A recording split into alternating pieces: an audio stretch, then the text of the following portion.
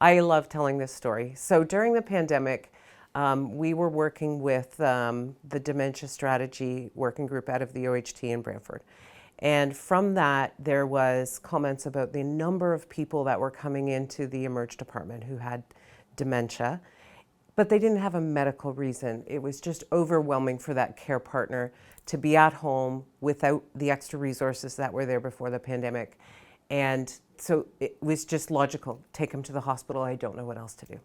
So what happened was we put one of our staff in the hospital, in the emergency department, and there we can meet them in their point of need.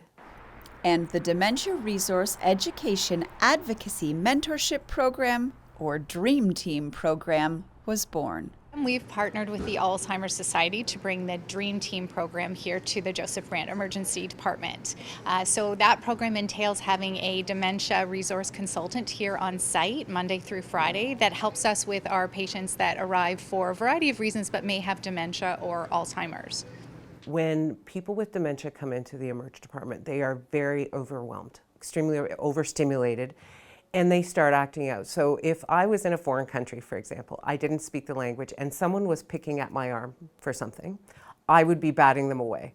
That is what generally you would call aggression or something like that. We call it a responsive behavior. They are responding to that stimuli. They're saying, go away. Their behavior has a message, it means go away. So if we can provide that person living with dementia with some kind of activity like listening to music or an iPad or this twiddle muff, which they can just put their hands in and feel stuff and it's tactile and things like that, then they won't be at risk of being chemically or physically restrained. And emergency departments will do that for safety. But what happens is once they are restrained, they start to decompensate and then they get sedated, maybe, and then their chances of being admitted are higher. And on top of that, Diane can spend a little bit extra time where sometimes in a busy emergency department the staff get pulled to other patients' other emergencies, but Diane can provide that one-to-one time with the patient and the family to kind of alleviate some fears, discuss some concerns, and help to make a plan.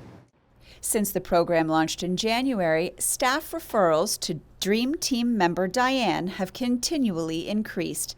They've helped to keep approximately 45% of Alzheimer patients from being admitted to hospital. Which seems low, but these are people who won't get admitted and we can serve them in community.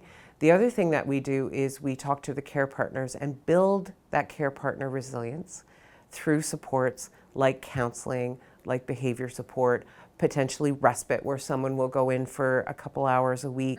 We know home is best, especially in cases of dementia and Alzheimer's. So our goal is to get them back to home where they can thrive, and the dementia resource consultant helps us partner together with our home and community partners and other community resources to figure out how we can kind of wrap services around the patient and get them home and have them thrive there. If you are struggling to care for someone with dementia or Alzheimer's, the Alzheimer's Society has a variety of supports and education available to help you. Reach out to them at alzda.ca. For Halton News, I'm Nikki Wesley.